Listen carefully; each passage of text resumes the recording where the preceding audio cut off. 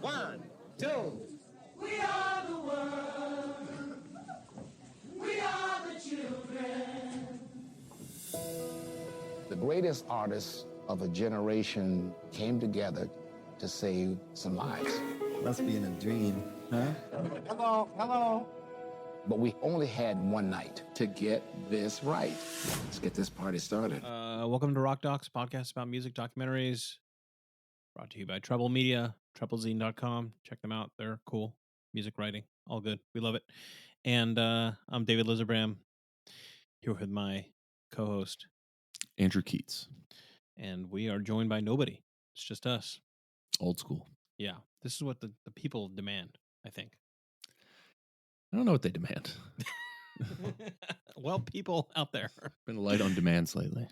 Yeah, I don't know. Anyway, but we're here to talk about a film from way back in 2024.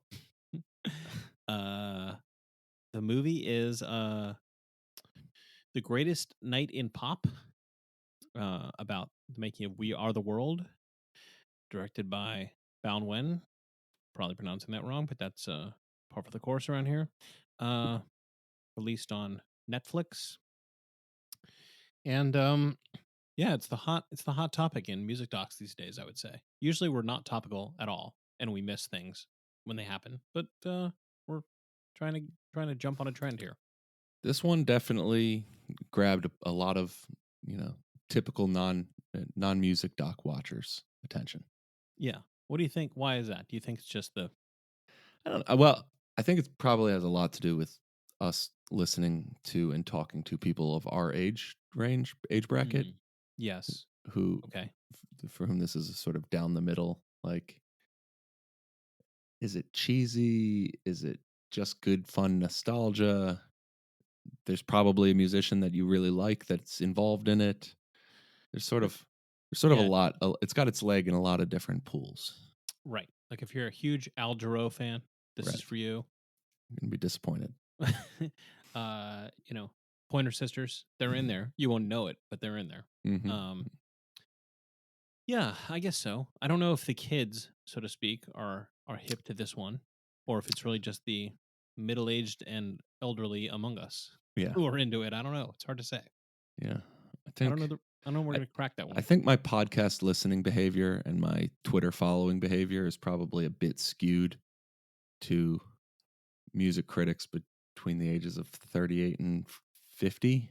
Yeah, and I think those people really have a lot to say about this. And I'm, I do realize that I'm describing the two of us right now.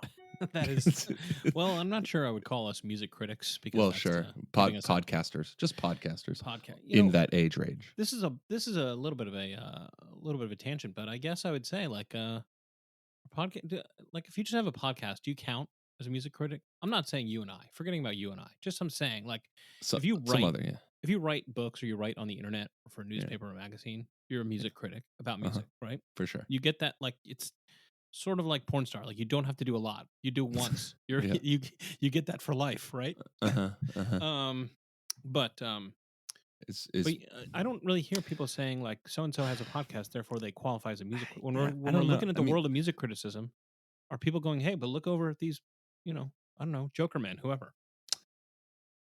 I mean, the Joker men are music critics, in my opinion. Yeah, okay. Without question. Yeah. Okay, interesting, but not you. So, being having a podcast about music by itself does not make you a music critic. I mean, it depends what you do on that show. Okay. If you engage in music criticism, then yes. It's not exactly what I was asking, but I think I didn't do a good job of asking it, so that's fine. All right. So anyway, We Are the World. So yeah. You probably don't remember when this song dropped. No. That's one of my points. Yeah. A neonate or something. Yeah. The timeline is not quite right, which does make my relationship to it interesting because it was certainly still huge when I was old enough to understand, but it was old at that point. And it was still like I think I have virtually no memory of the genuine article, but it was like a regularly spoofed, parodied, made fun of object of derision on things like Simpsons and whatnot. Okay. and I remembered all of that. But that was my first exposure to it, you know? So I have no relationship to the song that isn't like caked in irony, Right. you To your know? knowledge, have you ever watched the music video? Yes, I have watched the music Okay. video. So Yeah. is that because you were like, I just want to see what this is about, or it just like came on the TV? I think it came on. Yeah, it just used to like just it was come still on. Yeah, it was still on. Yeah. in the late 80s, early 90s Right. when Andrew Keats was fully coming online, Yes. achieving sentience, such as it is. Exactly. Okay.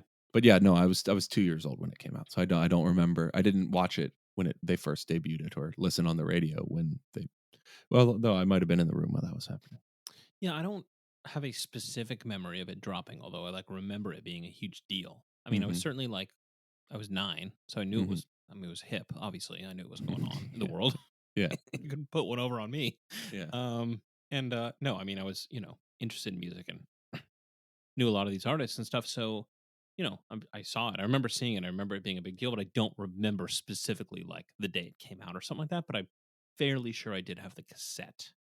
Okay. Now the cassette or the single or whatever was like 2 sides, and I think this other side was like Quincy Jones instrumental.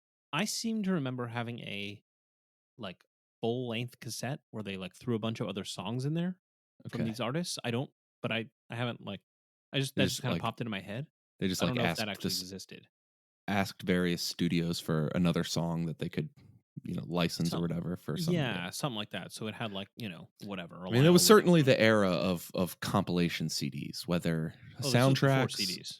or compilation, cassettes. cassettes, where whether soundtracks or just things that were put together for one little document. Yeah, I don't know that I ever, even at age 9, thought that it was cool. Exactly. So that's what I mean. So I guess that's part of what I was thinking when I was watching this is because my first exposure to it was, 6 years after it came out, and by that point it was just always like the butt of a joke. Right. It had never really occurred to me that it would have ever been anything but that. Watching this movie was sort of my first exposure of like, oh yeah, I guess initially the idea of all of these people being together in a room would be pretty exciting if you were just into music. Right.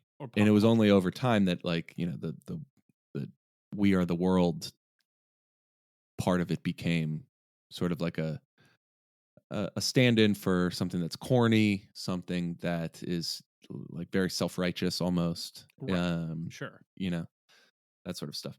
And so it was sort of interesting to watch from that vantage of just like, oh right, that this would have been taken differently initially, even if within like a month it was something that people were making fun of. Yeah, it was a more sincere time. Yes. So like maybe Johnny Carson or whoever was kind of making a little light of it. I don't know. I wouldn't know. Yeah. Or Letterman. I don't know if Letterman was on at that point. Yeah. He might have been very early Letterman. So maybe I could kind of see him taking SNL. a shot at this kind of could thing. see SNL taking a shot at me. Maybe, but yeah. Again, obviously, it wasn't the time when something would happen, and then 1 second later, you would get the like 25 memes about it immediately on whatever Twitter or whatever, TikTok, whatever. So, much like when the like Gal Gadot Imagine video thing came out in the early pandemic, and like everybody just like was like, look, we're all separated here. This is a rough time, but we can all agree this sucks, and we're gonna. This sucks. And there was not that quick of a. Yeah, I mean, I guess I actually had the same experience with that as I did with We Are the World, in that before I had even seen the Gal Gadot right video, I saw a bunch of memes making fun of it, and I had to like think backwards, like what are they making fun of here? Yeah, right. Except that all happened like overnight, as opposed to during the first 6 years of my life. Yeah, and I kind of have a feeling, and again, this is like very vague, that like the morning radio jokey DJ guys probably were having a little fun with this too. But yeah, I can't cite chapter and verse on it, and I don't know what the like B100 Morning Zoo, right? Jeff and Jer, whoever I was listening to at those times. Shout out to those geniuses, but I don't know what their take was or how long it took to become kind of a bit. Yeah, I bet it just became a bit. I bet it just took a little while because initially it's like, well, what are you opposed to ending famine in Ethiopia, man? Right. Like, Right. Yeah. you know. So So yeah. So okay. So the film, basically is there's two acts in this film. Really, there's the tick-tock setup of it, where you get mhm, Lionel Richie. I mean, Lionel Richie is essentially the narrator and storyteller of this movie. mhm, And he tells the story of how this all came to be and how they got the different, people involved and they wrote the song and blah blah blah. That's, act one. Act two is the actual recording, and everything that goes on in that process. And so, let's just kind of take those one at a time. So, what? Tell me about the setup and kind of what your well, initial the thoughts first of act's this pretty Lionel Richie, fun. etc. The first act's sort of got like a heist movie element to it. Mm. There's a sort of like putting There's the a gang, countdown. yeah, putting the gang together. There's a countdown. There's a lot of like back patting about how clever some of their workarounds are, Mm-hmm. including some stories from Lionel Richie that are like set up very big that wherein very little happens, such as like calling Stevie Wonder and not getting through to him, and that's like Oh the whole yeah. story. You know, Lionel Richie's very tickled about the whole, like, you yeah, know how it is with Stevie Wonder. You call him and maybe he'll call you back in the middle of the night, like 3 weeks later. That's just Stevie. that's We're like, all regularly famously. waiting for a call back from Stevie Wonder. Famously, Stevie Wonder is not like the most punctual return caller. Yeah, and it doesn't really have a huge payoff. I mean, other than the fact that he was considered to be, he was initially, the idea was going to be that Lionel Richie and Stevie Wonder going to write the song, and then Stevie Wonder kind of ghosted him. So then, He writes it. um, Quincy Jones was like, "Well, why not Michael?" Yeah. And it all kind of goes from there. Yeah. So I think all that stuff, the like putting the gang together and their hatching of this theory of like how are we going to get this many people in one place at one time? Everybody's got touring schedules. It's going to be super complicated, and then arriving at, oh well, the American Music Awards are coming up. Lionel's hosting. We can just finish the awards and everybody goes to the studio and we'll record it. Beginning at midnight. That's all pretty fun stuff. I think that stuff's pretty good. Maybe drags a little, but I think for the most part that's good storytelling, I think. It's fun stuff. Once in a while, I feel like we're telling a story as opposed to getting the real deal. For example, Yeah, yeah. The way Lionel tells the story is basically like he and Michael Jackson are spending like this, period of time. It's like getting close to the date, and they're dicking around and they're kind of, working on their own stuff and occasionally knocking a song idea together or whatever, but they're not really taken too seriously. And Quincy Jones is breathing down their neck to eventually get the track together, and they finally do. Yeah. And right about that time, meanwhile, the manager guy, Ken, like gets this idea for it not just to be Lionel Richie and Stevie Wonder, Michael Jackson, and Quincy Jones, but that like every star in music should be doing this. And they call all these people, and they get Huey Lewis and Bruce Springsteen and Willie Nelson, Bob Dylan, everybody you can think of. And Lionel kind of tells a story like briefly where like he kind of gets a call and is like, "Wait, you're telling me like all the people I just named are on this? Whoa, the pressure just got way higher." Yeah, yeah. And it seems as though he probably was consulted. Yeah. I can't imagine that came as a surprise to him. You know what I Yeah. mean? Like this was just sprung on him at the last minute. Yeah. Yeah. I mean, Lionel has a few points like that where he's, sort of. We're never going to get a Lionel Richie documentary, probably. This is about as close as we're getting to a Lionel Richie documentary. Maybe so. Maybe so. And to borrow like a Bill Simmons line, like this is probably Lionel Richie's apex mountain. This is the peak. Oh, sure. For Lionel, right? This is the And he peak of admits his it, basically. yeah. This is the peak of his solo career. He's hosting the AMAs. He wins 6 AMAs, and then he puts this thing together. And like, if you stack up his resume against the other people involved in this, it's not as good. And so, I actually don't mind the Lionel's sort of tendency to have fun with these stories and give like some aw shucks, like I can't believe I was so lucky to be here and doing this. And I think that part of the story where he's like acts like, wow, this is really happening, I'm really scared, is is sort of part of that. That's true. And I think he adopts the right tone for the film. Yeah. Yeah. Like, it absolutely. seems as though he and the director are very simpatico. Totally. Like, yeah. there's, it really is Lionel's version of the story, and he's the narrator, and he and the director, one reason, whether they intentionally or otherwise, like, really seem to be on the same page, and that's the vibe. And so again, picking nits about this is Yeah. not, Yeah. this is not the Kennedy assassination or Well, something. no. Like, we don't really care. No, this is yeah. I mean, I guess we should say here if like this to me is like the lightest fare of music documentaries. Yeah. You Not in know, a bad way. yeah, I mean, like I liked it. It kind of just goes through you though. Sure. You just watch it. It's not gonna hang with you. Can't say you really learn an awful lot about any of these musicians really for the most part, No, that's not the intention. That's not the intention. It's It really is the it's- heist and then the being in the room Yeah. with these, which is fun stuff. the They've got Avengers good of yeah. pop. They've got what I good mean? footage. People have fun memories about it. I'm as prone as anyone to like wanting to see how two celebrities that aren't usually together interact when they are together. I get it. That's an appealing conceit, and this movie delivers on that. But yeah, it's not. This isn't Dig. No, I'm not.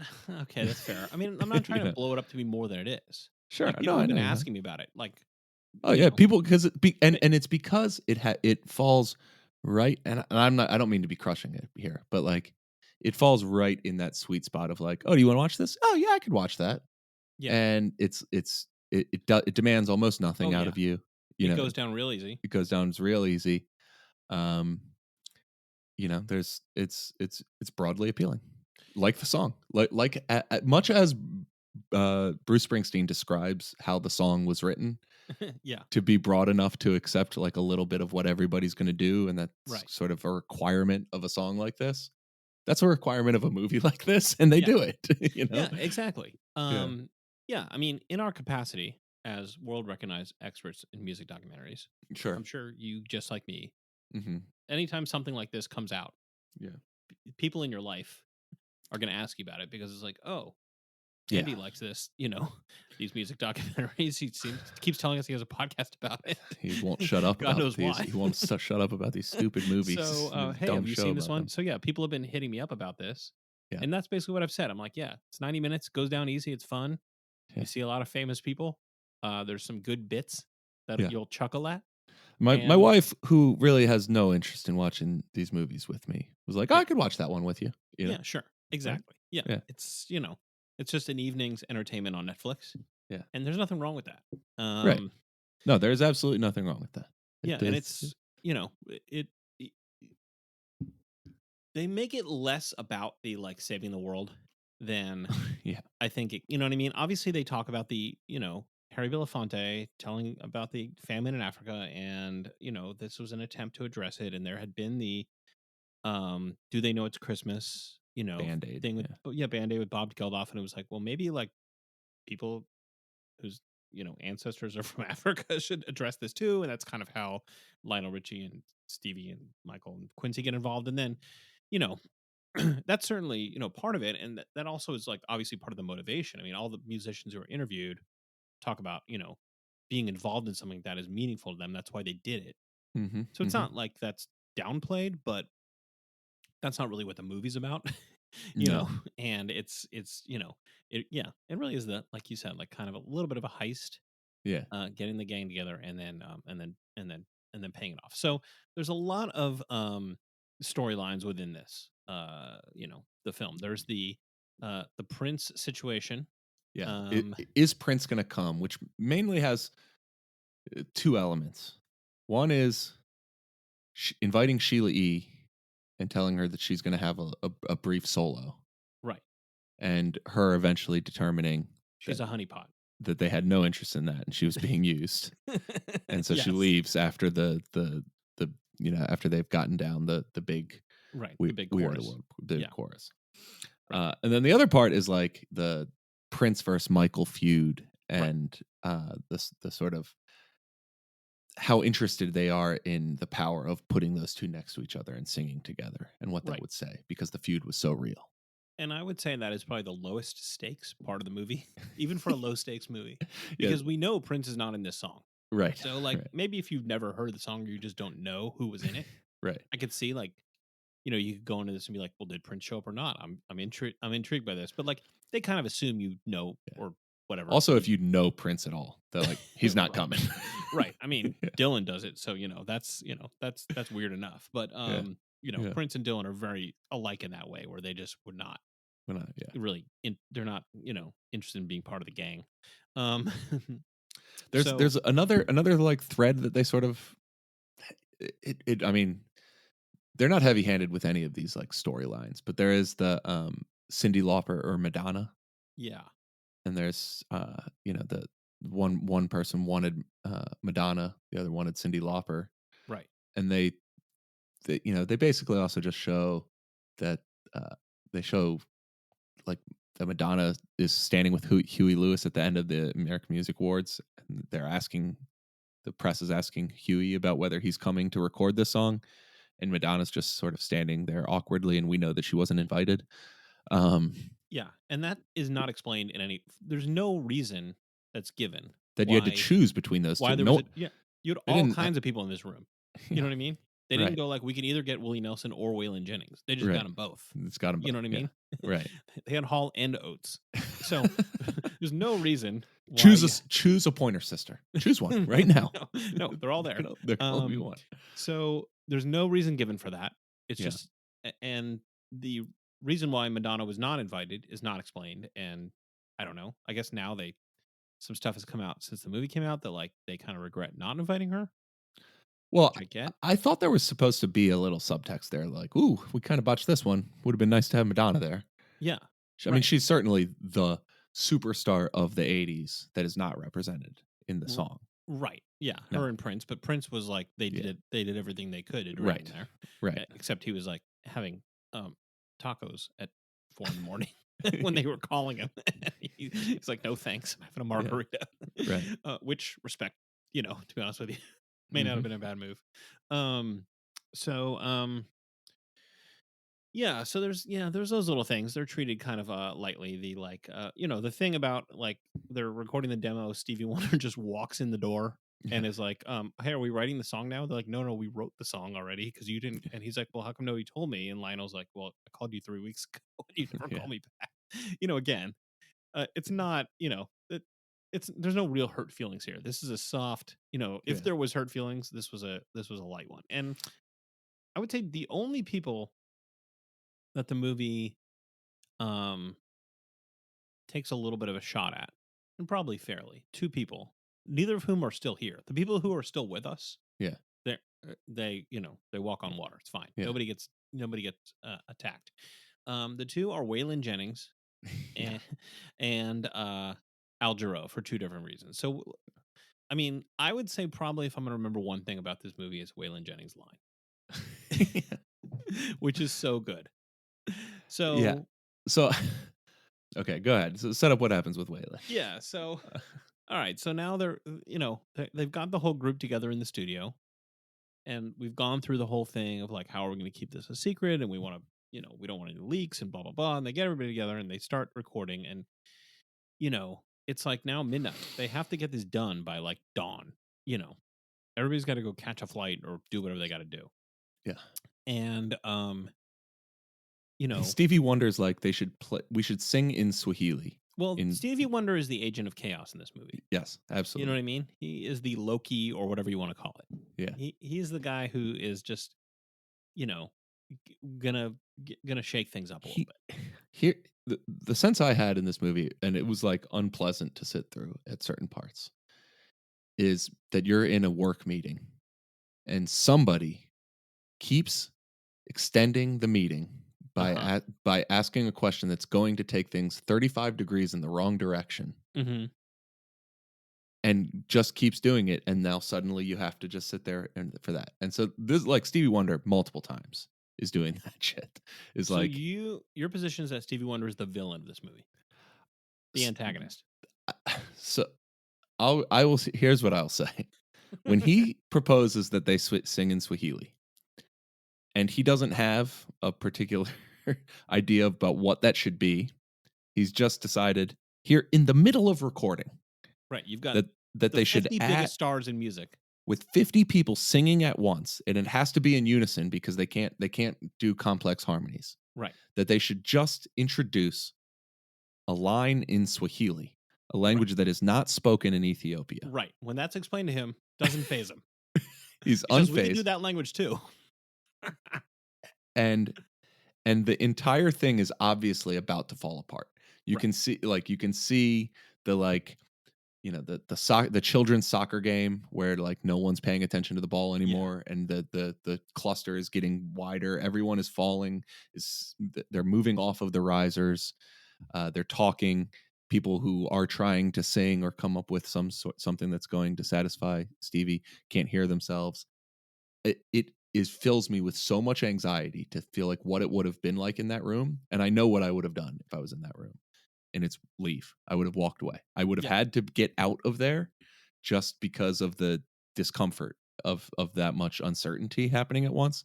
And so Waylon Jennings' explanation is, what is it? No honky ever sang in Swahili. No cracker. Ain't no good old boy ever sang in Swahili.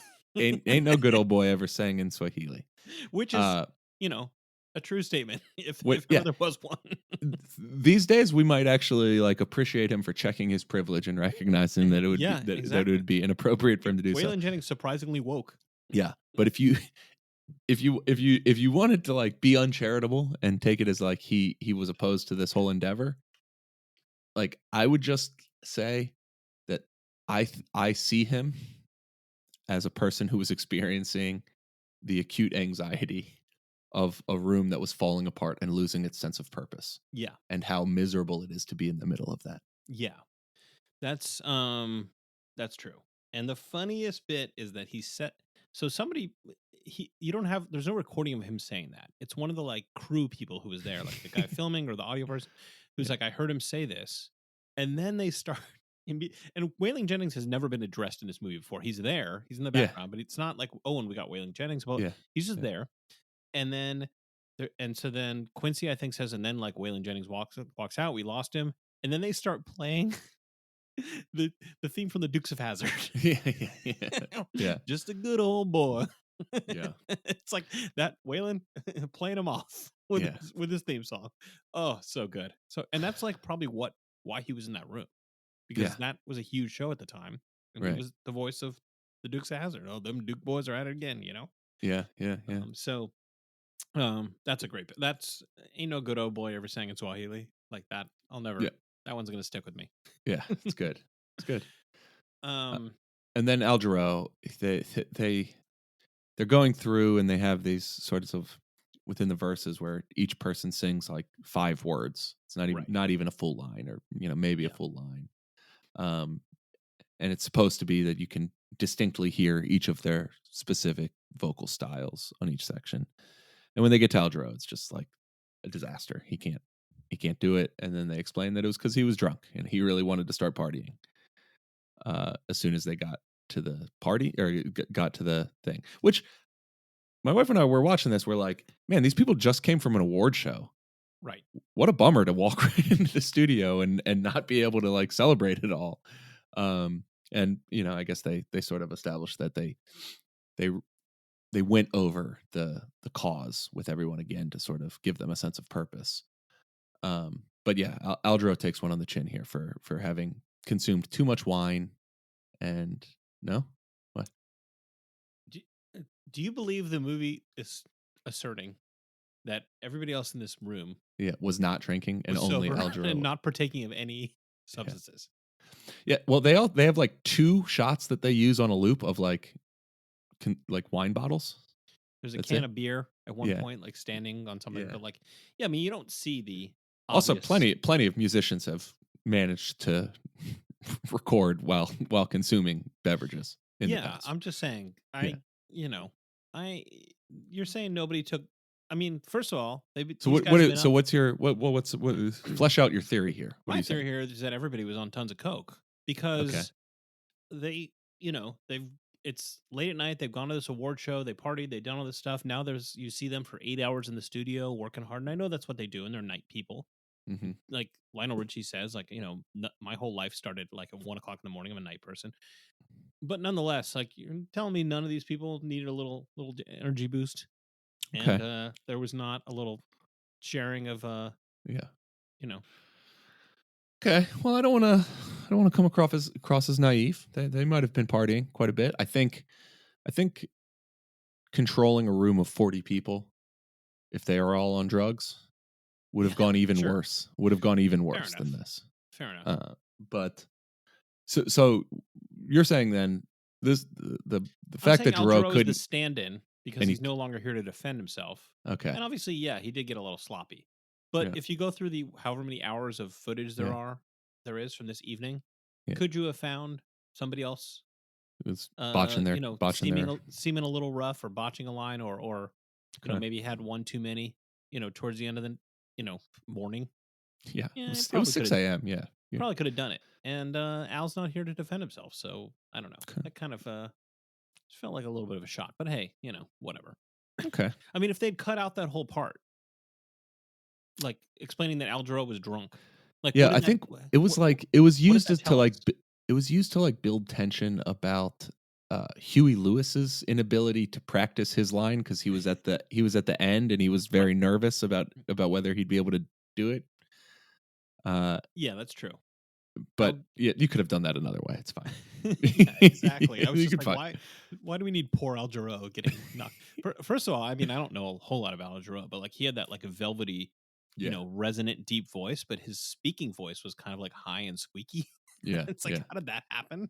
Right. But yeah, the Huey Lewis of it all. Huey Lewis is a real one. I mean, he certainly comes off great in this. He does come off great. Well, hold on. Before we get to Huey, before we get to Huey, how do you feel about their handling of Michael Jackson?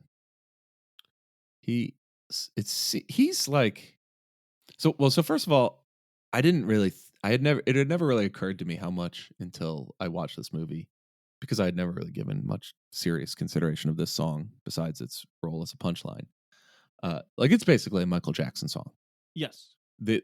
Like not just the fact that he sang, he wrote it, but like you listen to it, the composition sounds very much like that like late 80s, early 90s Michael Jackson stuff that he was doing.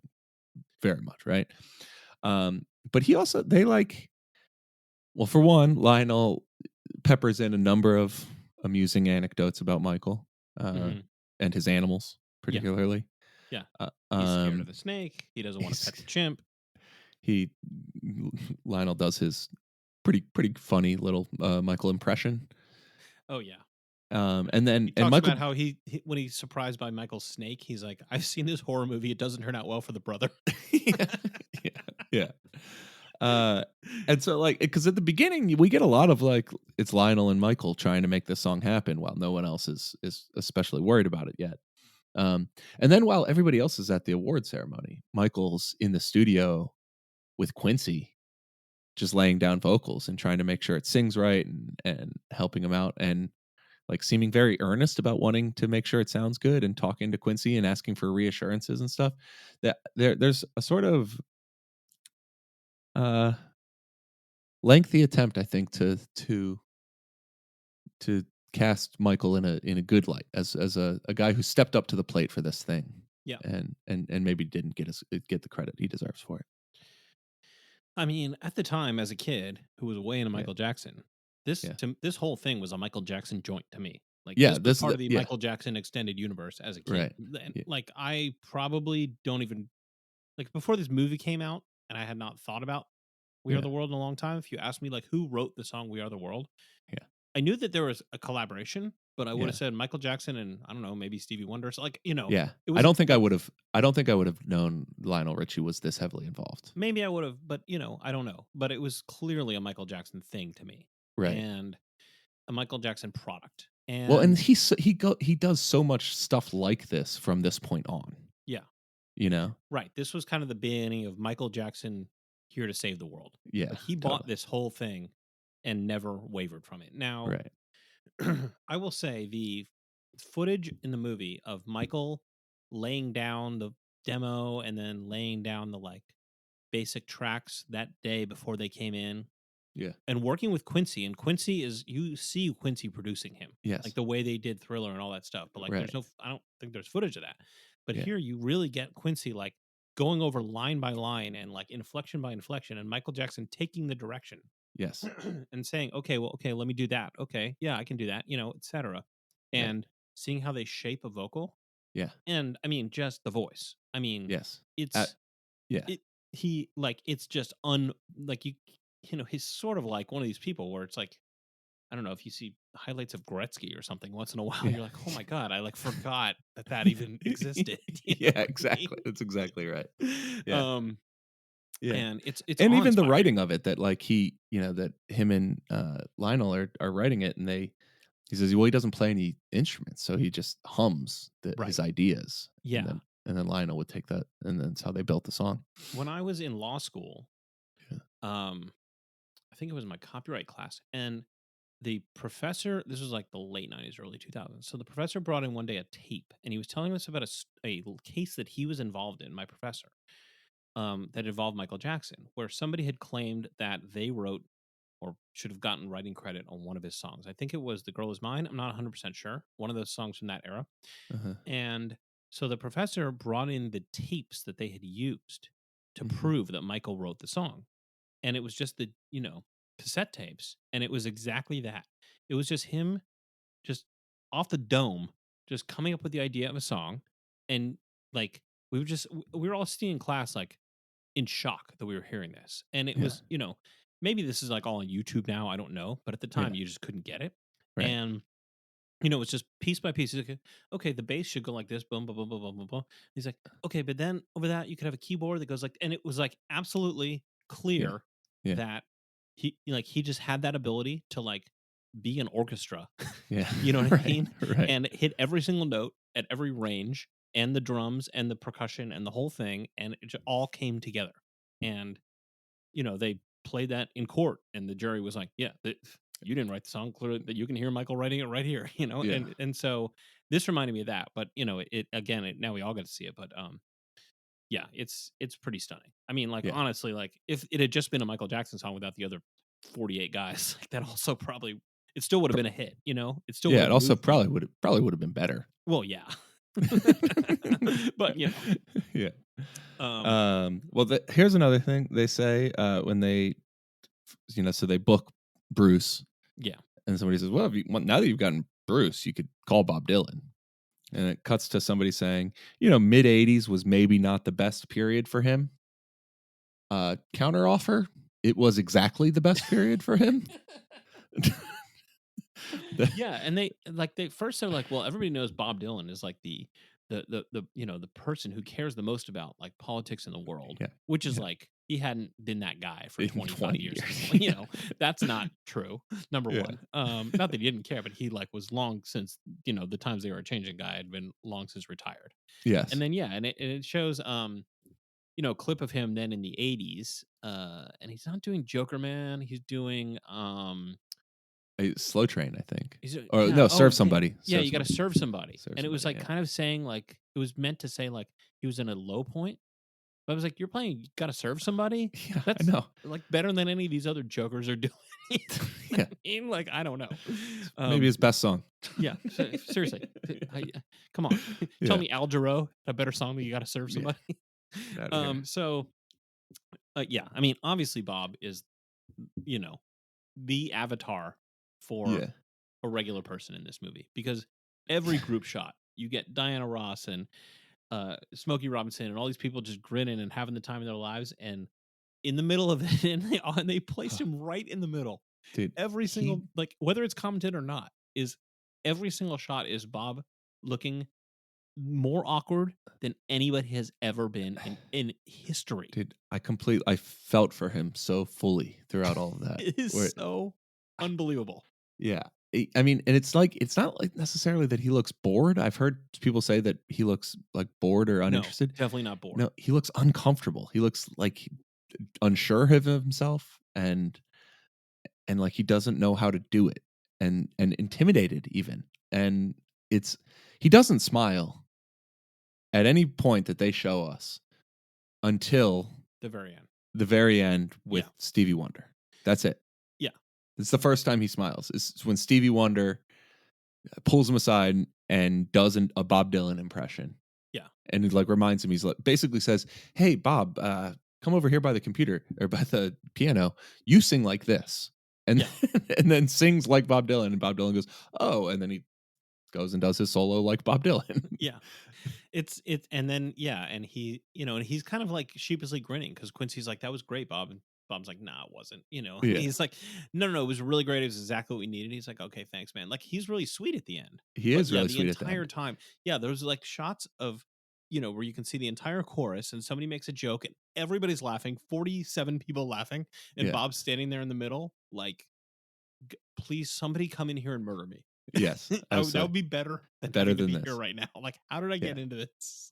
There is really something, and they mentioned this a few times in the movie, but there really is something about like they had Quincy Jones as the producer, Yeah.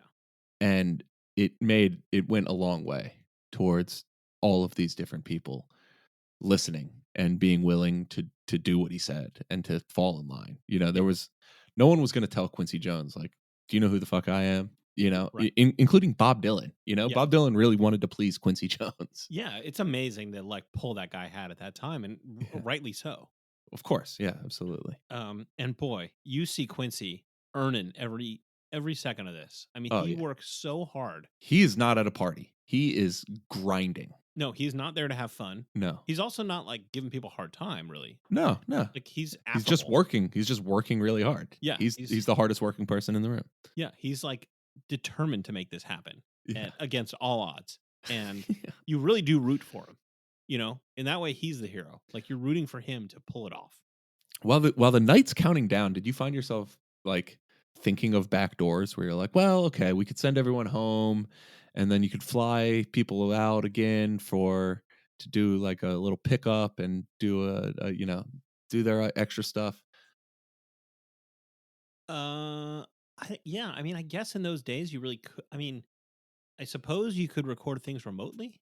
Yeah. Not remotely like in real time, but you You could could record it and send it, Smokey and- Robinson the yeah. tape, and he could record it, a couple days later at another studio Yeah. and just send his part in, and it could have been assembled.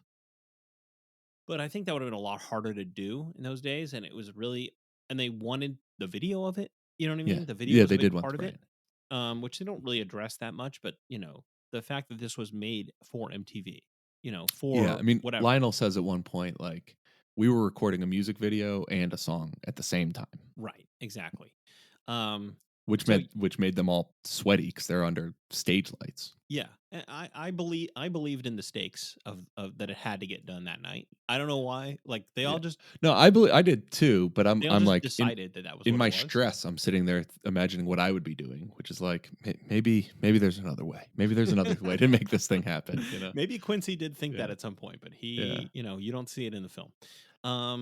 I'll just say that also that like when they're putting it all together, it does feel at certain points like a sports documentary. Oh, where yeah. they're like absolutely talking about like building the team, and Yeah. like and the way sports breaking into documentaries, little groups. yes, and the way sports documentaries are very big on telling stories about this one time at practice, the one Right, know the locker room speech and that sort of stuff. Right. I want to get back to Huey Lewis. Okay, yeah, let's do Huey. He's so good. First of all, Huey Lewis, by the time he becomes a star, I mean, he was involved with the Dead in like the late Right. 60s. I mean, he's been around. Yeah. And now he's about 40, and he's all of a sudden finally made it. He's this huge star. And what happens in the story they tell is that there is a little bit earlier in the movie where they talk about how Quincy's like, aide de camp, his second in command, is this white guy who grew up in the Black Gospel Church, and like he and Quincy were super close because he was like this unbelievable voice coordinator, like voice director.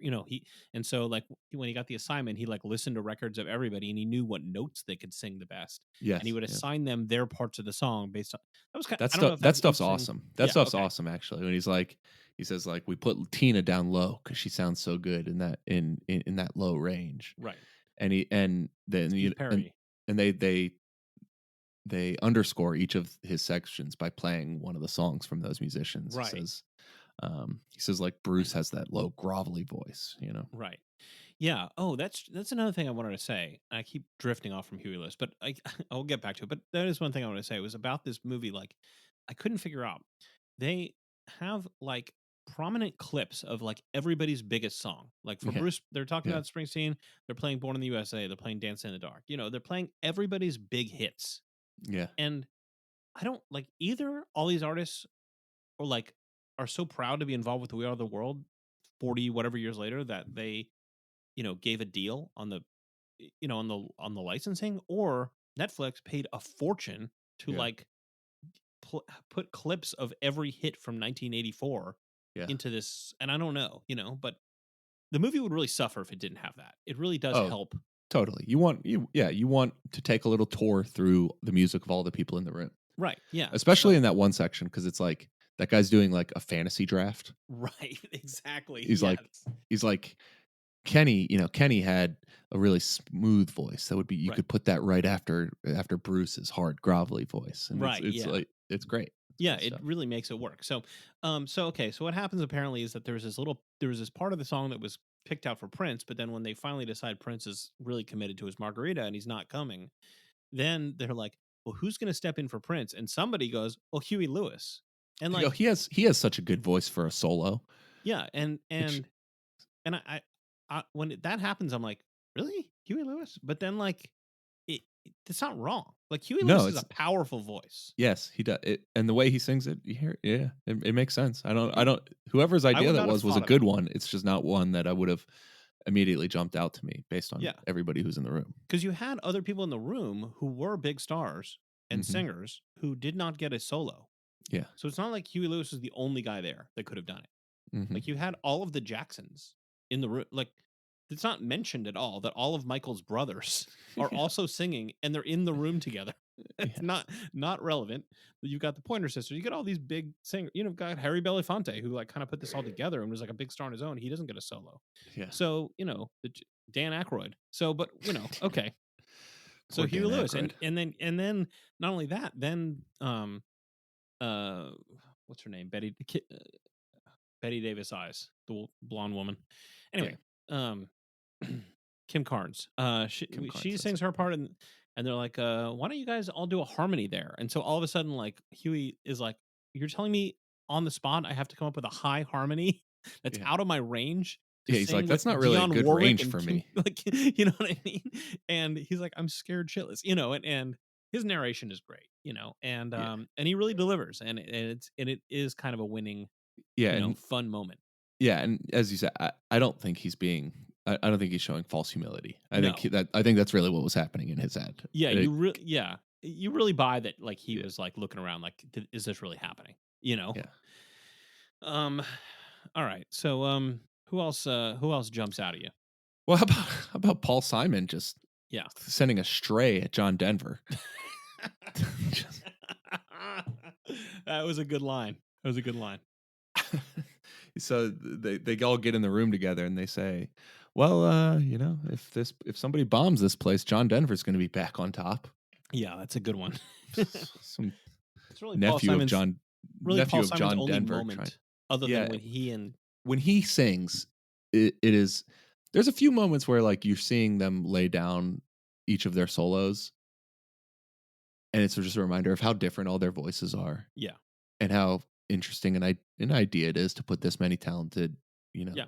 famous people in a room singing one song together. And Paul Simon's voice is one that really jumps out to me when he puts his down. You're like, oh, that's right. He sure sounds very different than some of these other people, you know? Yeah. Yeah, you get a lot of stuff. Like you get, you know, Springsteen talking about how much he admires Steve Perry's voice. Like, you know, Yes. Yeah. you could look at things at that time and think like, oh boy, like people that were into Journey were so lame compared to the authenticity of Bruce Springsteen. But then you see them all together and they all kind of respect each other. Like they're in Totally. the game. You know what I mean? There's none of that like, oh, well, you know, whatever. And Yeah. one thing that I get from this film, Not like the last waltz when Bob Dylan allegedly says, what? Who invited you? Why are you here? To Neil Diamond.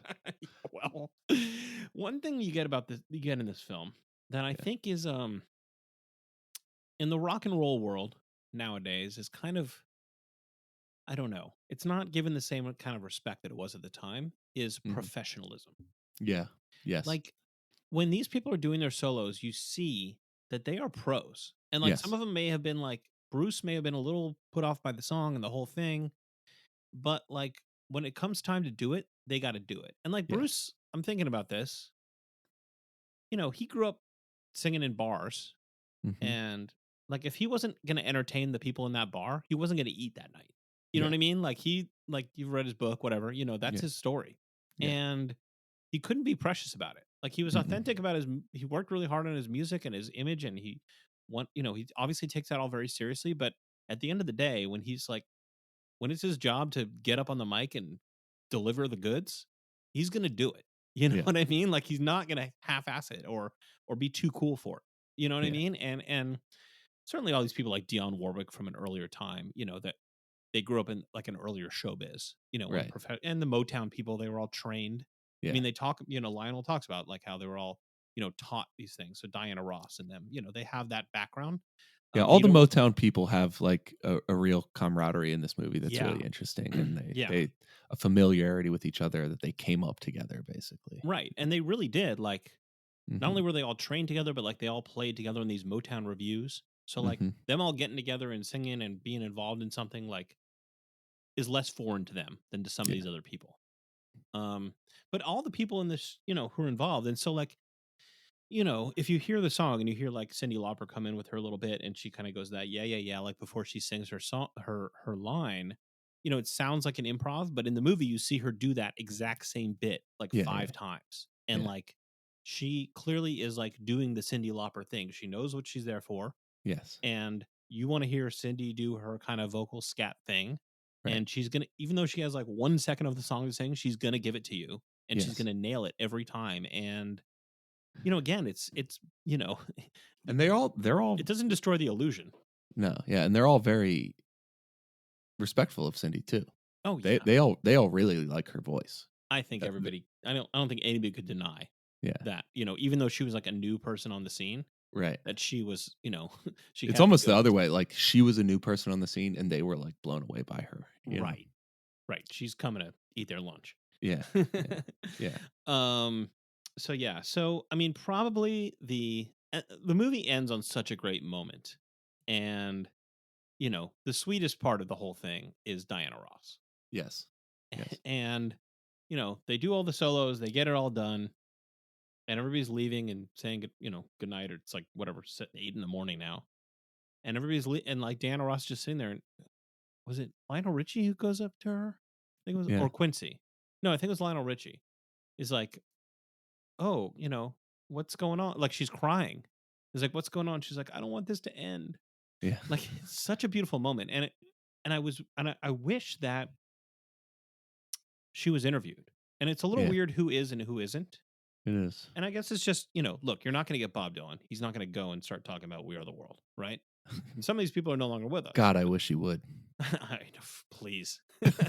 Come on the show, Bob, and talk about Yeah. the world. But you get a lot of the people. Bob doesn't even laugh when they're like joking, and I think Stevie sings something about like we're gonna have to drive, and it's gonna be me and Ray driving. Oh yeah. Well, they're singing.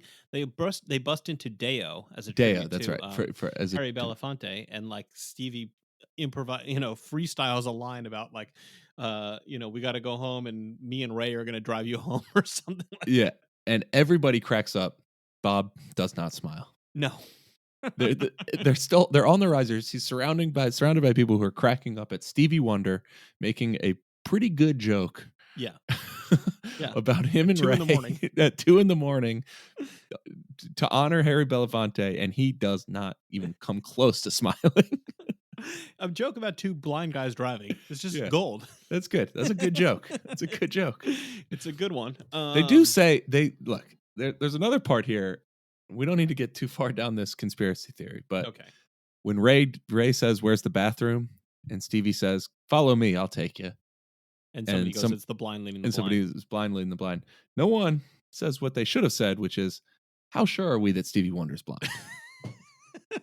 I don't think this is the moment to adjudicate that conspiracy theory, but Yeah. it's been out there. We're not the it first has. people to air that theory. By no means, but if that's going to be the moment that you bring up in this movie, we gotta at least talk about it. No, there's some look, this movie has some great bits. When Quincy like rags on Ray Charles, like, we got to get this done for Ray. He's older than me. When they like basically came up together. Yeah. Yeah, I was wondering, like, Dylan, like Harry Belafonte, one of Bob Dylan's first ever recording credits, I think it was before his first album came out, was playing harmonica on a Harry Belafonte album. Oh, And really? this was like 1961. Like, Harry Belafonte broke in like 1960. So this was like early in the days of Harry Belafonte, like being a big star. He had this young folkie from the folk scene, Bob Dylan, play harp on like one song on one of his albums. Huh. And so they had this relationship that went back like 60. Like, you don't see them really interacting, but like there's all these little connections in here that I was curious about, Yeah. Well, I loved watching, it's funny watching Stevie Wonder do his Bob Dylan impression. Oh yeah. But it's also just funny seeing how much more at ease Bob is when he can get away from the risers. Yeah. He's not, and it's just him and Stevie. Yeah. Talking about music, and he starts genuinely laughing quite a bit. He hugs Stevie. Stevie hugs him. Yeah. We don't have mics over there, so we don't know what they're talking about. But like, yeah, I mean, yeah. How many chances do you get to see Stevie Wonder and Bob Dylan have a genuine interaction like that? Yeah, and you just get glimpses that like some of these people had relationships. Had they know each relationships, other right, through the right, years, right, and right. but there's a lot of people that I'm They curious. they why- make a point to say that Bruce calls Bob Dylan. Yeah. They're like, good job, Dylan. That sounded great. There's a lot of people, I mean, we get Kenny Loggins, we get Smokey Robinson, we get, some of the people, but there's a lot of people. Paul Simon's not interviewed. Barely, yeah. Diana Ross, I would love to hear her take on it. Billy Joel. Yeah, so Billy there's- Joel sort of blends in. Yeah, Like, for was Billy Joel too busy writing his crappy one new song to going on record- Howard Stern. Yeah, and going on Stern to talk Yeah. about and playing Madison Square Garden more than Fish or whatever. Less than Fish. Less than Fish. I believe he's done no repeats in any of his MSG shows also. That asshole still has not played Carini even once. Yeah, there's a lot of people that aren't interviewed, and I just wonder, like, it just didn't work out. They weren't interested in talking. I mean, I don't necessarily know that Diana Ross does give a lot of interviews at this point, whatever, but They should have Probably- made this documentary beginning at midnight after the American Music Awards. Have everybody together for interviews, right? And then they film all of the interviews for 6 hours after the 2023 American Music Awards. Yeah, and Quincy Jones comes out of retirement. It's like, we got to get this. Yeah. Stevie Wonder's cracking the same jokes. Lionel Richie's holding the camera. That guy who thought he was going to get paid and was surprised to learn that this was a charity gig, the gaffer or whatever. Yeah, that was a good little bit. Yeah. No, the movie, like, this is a movie made up of bits. You know what I Yeah, mean? yeah. It's great. And again, props to In a Mr. world Gwen. where cable still existed, this would be like a perfect cable movie. Oh yeah, if exactly. this was just like on VH1, oh, you could turn it. Oh, cool. They're at the part where Bob Dylan and Stevie Wonder sing together.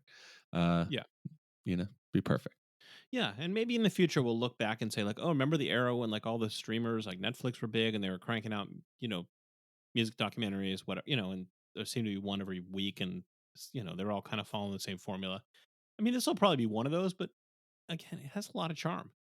It does. It does. It has a lot of charm, and I like that the movie didn't try to undermine the song at all. They didn't. It would be so easy to say, I know it's cheesy, but we wanted it. We wanted to be earnest. It was an important cause, and you couldn't write a really creative, complicated number based on the way we were singing it. They make no apologies. They do. In fact, they like the song. I think everybody they talk to, besides Bruce, really, They let Bruce say, like, but yeah. yeah, no, I hear you now. Which is better. It's not my favorite song, but like, I have no interest in this movie if they like start off like apologizing for the music. I don't hate the song as much as you're supposed to hate it. Like, I didn't watch this movie and then The hook is good. cringe whenever The yeah, hook is good. the hook is really good. Yeah. The hook is good, and like all these people are great singers. You know what I mean? And I don't know, Yeah. like it's not like I'm gonna go put this on now. You know, It's like, cool when you listen through the verses where they each have their Yeah. solos and you can identify every person's like it's kind of fun. It's like one of those like a photo that has like a million famous people in it and you get to like identify Yeah. all Oh yeah, sure. people in the crowd or whatever. Like the comic book where Superman fought Muhammad Ali Yeah. Oh right. and, Yeah. and on the all cover, the crowd there's, is all the crowd is famous people at the boxing match. couple things though that I just want to like say. One is minor, the other is perhaps more major. But at the beginning when they're talking about composing the song, Lionel Richie does this thing where he's like, "Is it going to be this kind of song? Is it going to be that kind of song?" And then he sings the Marseillaise, the French national anthem. He hums it. I know. And he says, And then he's like, that's "Oh, it. that's it. Okay, it's like that." And then what do you build on top of that? And I'm like, "Wait, I don't hear that at all in this." Like I've been driving myself nuts the last few Dude, weeks. I watched that over and over. I was like, where is that in this I don't song? hear this. I don't hear march. that. It's like, French- he says, he comes up with like some like dancey beat that Yeah. is not a recognizable song. He says, no, it shouldn't be that. And then he sings the U.S. national anthem. Yeah. He goes, no, No, definitely not. And then- definitely not that, which I agree. and It shouldn't be that. dun, dun, dun, dun, dun, Yeah. dun, dun. He's like, "That's it. That's it. That's it. There's And now not- what do you build on top does of not that? ever explain. And I don't hear any part of that. I guess that's why I haven't written 500 hit songs like these guys. Yeah, So, you know. exactly. Okay. All right. My final and more substantive gripe is at the very end of the movie, we get a title card saying Yeah. like, okay, this was like the biggest selling single of all time and blah, blah, blah, blah, blah, and yada, yada, yada. And it's raised and Yeah. continues to raise to this day $80 $80 million for famine relief. And then it specifically says that's $160 million in today's dollars, which Yeah. I'm not sure that actually adds up, but okay. Yeah, I was blown away by that. I was so like, I'm that is just- not much money. Yeah, I'm sure we're not the first people to raise this, but I'm saying you've got 40 zillionaire superstars, Yeah. right? They could have each written a check for $2 million and like had a good night's sleep, Yeah. right? I mean, saved us all the trouble. Yeah. Like, what? There has got to be some. I would love to see the follow-up documentary where they do some forensic accounting and explain why they did not raise more money. This song that everybody knew that continues to be popular for 40 years, sold billions of copies with every star. It does not add up. Dude, The numbers don't add up. I completely agree. I was like, there's a scam here. I thought two things. I was like, how did it only raise that much money? And B, no wonder these things stopped happening because this is clearly not a good way to raise money for charitable causes. Right. It just does not, it somehow doesn't add up. I mean, everyone worked for free Yeah. on this. They were allowed to take over the radio. Now, maybe it was just like, well, why do I need to buy it? Right. It's on all the Maybe. time. And Maybe, but like they get paid every time it's on the radio, and every so that's a lot lot of spins. You know what I you'd mean? think. I don't know. Dude, They sold I had a lot the same of copies, thought. and I know was, that it's there's a margin there, and Sure. there's cost to the people who created the song donated their time, but the guy who drove the truck to deliver the 45s to the they still had to the record store in Duluth. He was getting to paid. Like it buy wasn't the everybody. petroleum to melt it into the plastic. That Right. Every became- single part of the value chain was not donated. I understand that, but nonetheless, it seems like there could be a better documentary, Mr. Dwayne, if you're looking for your next film. I'm willing to tell you that they hid that there without comment for a reason. Yeah. They were like, we don't want to dwell on the fact that this thing didn't raise much money at all. So let's just jam the number in there and see if we can get away with the fact that 80 million is going to seem big to a lot of people. Yeah, I mean, in terms of its intentions, kind of a flop. I mean, there's a little bit where $80 million is well, not even that. not I mean, much Harry money. Belafonte, like of course he's going to say like, look, every single life you save is valuable, and that's certainly true. I mean, I'm not discounting that, and I'm not saying that like whatever it was, 80 million or whatever it was, like didn't go to help people and whatever. But it's like there's a case to be made that this is not a good model for international development or whatever, and unfortunately, the fact of the matter is that if you look at the countries that were in really bad shape in 1985, and fast forward 39 years, Yeah. Ethiopia really stands out as the one or one of the very few that is in almost as bad of shape as they were then. When many countries that were really poor and in shitty conditions in 1985 are now, a middle income country and doing okay. And now I'm not going to put that on Lionel Richie's shoulders. I'm just saying Lionel Richie is the reason why Ethiopia is a failed state Okay. and is All right. devolving into tribal warfare. All right. As long as you're willing to articulate your specific accusation against Mr. Richie, Yeah. that's fine. Look, if I'm wrong about that, Lionel Richie, come on the show. Defend yourself. Defend yourself. Explain to me. No, okay, that's a little much, but no, it is. It was shocking that Yes, it did it not was shocking raise to me. $250 million or something. I don't know. I rewound it first. I was like, is it billion? Could it be billion? But yeah, the fact that they did the currency conversion really was. It didn't make it better. I don't know. It's like, It whoa, seems trivial. 160 million. Right. It's like, that's not even today's money. That's not, I don't, for these kind of things, not that big of a deal. Anyway, that is what it is, though. That's not on Diana Ross or any of these other people that donated their time and did their best and sang their little hearts out. And we salute all of them, whether or not they wanted to sing in Swahili. Yeah. Be that as it may. It was a bad idea. That's Swahili. That's a bad idea. Anyway, anything else we need to? I think we've kind of wrung every drop out of this one, but yeah, it's an entertaining doc. I recommend it. Yeah. I recommend it as like just a thing to watch in an evening. Yeah. Before we sign off, little Easter egg here for anybody who's made it this far. About 1 year ago on this show, I said that Jeff Tweedy had always had a counterpoint throughout his most successful creative endeavors. And it was been pointed out to me now 1 year later that I overlooked in that statement Ghost is Born when it was after Jay Bennett and before Nels Klein. And it was really just Jeff Tweedy and Wilco at the time. And so there you go. I was wrong about that. That was a half-baked thought. Jeff Tweedy has not always had a creative counterpoint. Okay, so the person who listened to our show about a year ago, but that came out about a year ago, Yeah, but just listened to it and has now corrected you. He or she or they, will probably listen to this a year from now, right? And then will feel vindicated, or Hopefully. Probably forget this ever happened. Or honestly, ideally, there's some other listener who remembers that moment and has been stewing over it, and is just happy that it's been at least finally acknowledged. Right. We're nothing if not completist. Yeah. About the Rock Docs all right. content.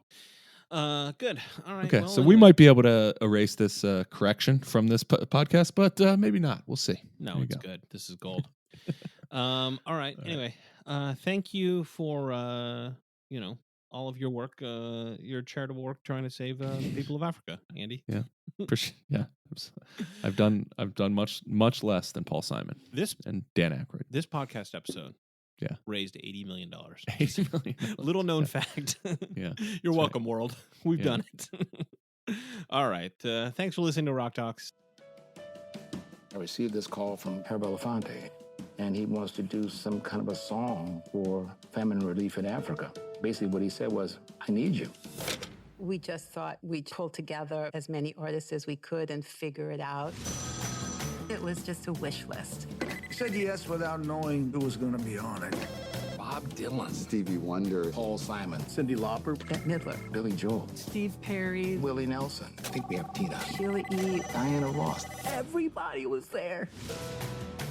I'm at the house with Michael writing the song.